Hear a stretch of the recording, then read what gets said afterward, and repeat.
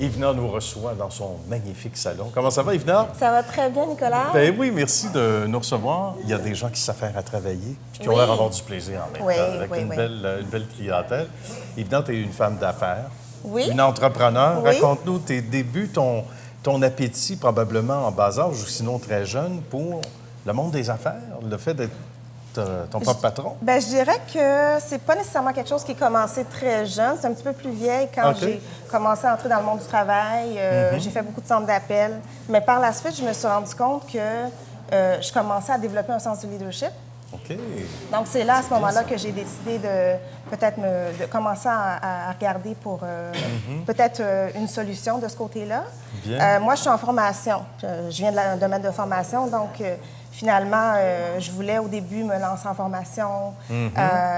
Mais en même temps, je me suis rendu compte que le domaine de l'esthétique, de la coiffure, de la beauté, c'était quelque chose qui allait me chatouiller. Oui, exactement. Qui venait de chercher. Et en même temps, bien, la formation, c'est au sens large, ça vient nourrir, peu importe le domaine par lequel on passe par la suite. Cette espèce de legs, tu avais un appétit pour l'enseignement, pour léguer, et ça, tu peux le faire très bien ici, comme tu le fais dans d'autres domaines. Exactement. Puis également, en formation, on touche au marketing, on touche à la gestion de projet, on touche au coaching. Puis lorsqu'on a une entreprise, c'est des aspects que souvent, quand on se lance, il y a beaucoup de gens qui n'ont pas ça. Ils n'ont pas cette formation-là. Donc, c'est quelque chose que je me suis rendu compte que je pouvais apporter. C'est tout un bagage. Et là, on gagne en confiance aussi quand on sent qu'on lance un message, c'est capté, les gens apprécient, aiment le leadership, la petite tape sur l'épaule, la gestion de tout ça, parce que c'est toujours une question de gérer des humains, une question d'émotion, etc. Oui. Hein? Ça c'est...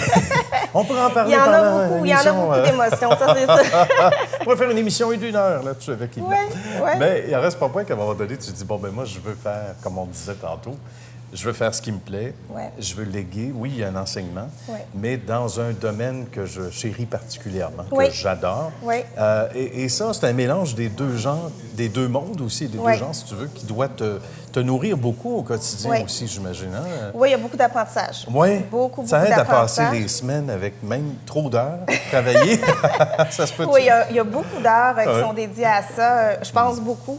À trouver des moyens vraiment d'essayer de sortir de l'ordinaire. Donc, la coiffure, c'est la coiffure, mais est-ce qu'il y a d'autres choses qu'on peut apporter à ça, à l'esthétique aussi, avec le bagage que j'ai vraiment développé au cours des années? Bien.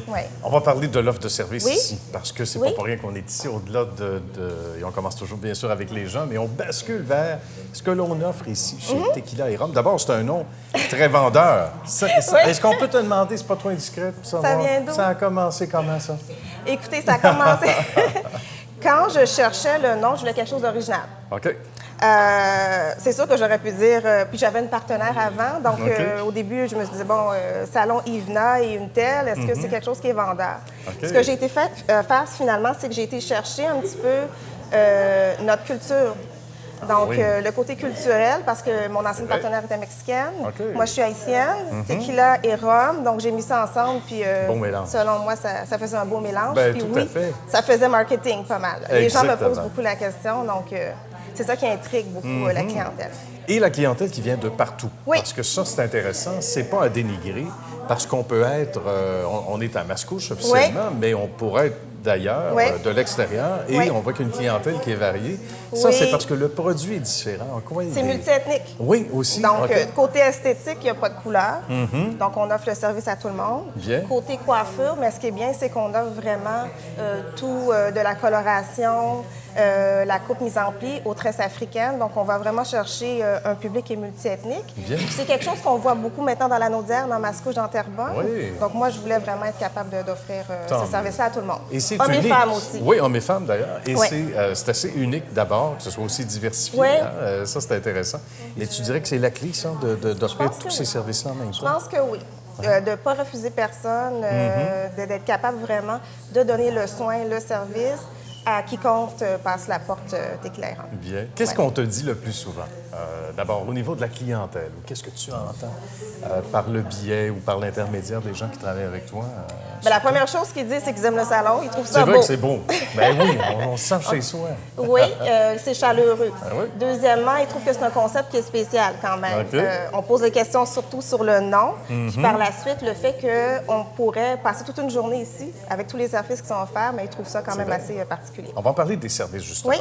Je te laisse énumérer ça. Tu dois les connaître par cœur. On essaie. Quelque chose qui me dit que Vina les connaît. Oui. Donc, comme j'ai mentionné, j'ai la coiffure. Oui.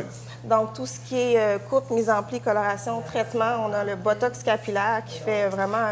qui fait sensation aussi. Qui fait sensation pour les cheveux qui sont abîmés. D'accord. Donc, on offre ça. On a également les extensions capillaires, donc kératine, microbilles, bandes adhésives, avec également les trames, donc les extensions avec des tresses collées. OK. On offre la tresse africaine, donc tous les types de coiffures pour les coiffures africaines et les tresses. D'accord. Donc, puis aussi, on a une barbière qui fait coupe pour hommes.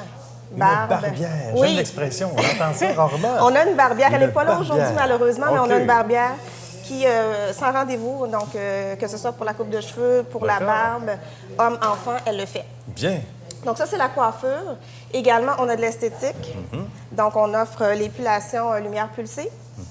On offre également les pédicures, les manicures, pose, recouvrement pour les ongles. On a le rehaussement de cils. Bientôt, l'extension des cils aussi, la pose des cils qu'on offre. OK, d'accord. Massothérapie, kinésithérapie. Et une solution à plein d'éléments esthétiques également au sens large. Pour ceux et celles qui veulent avoir des détails, évidemment, on s'en va sur le site. Oui. Ou on passe au salon. Exactement. Exactement. Bien, merci beaucoup, Vina. Ça a été un grand bonheur. Bravo pour ton beau succès. Et puis, on va se souhaiter, évidemment, que ça dure très longtemps encore une fois. Bien, merci beaucoup, Nicolas. Merci. À bientôt. Merci.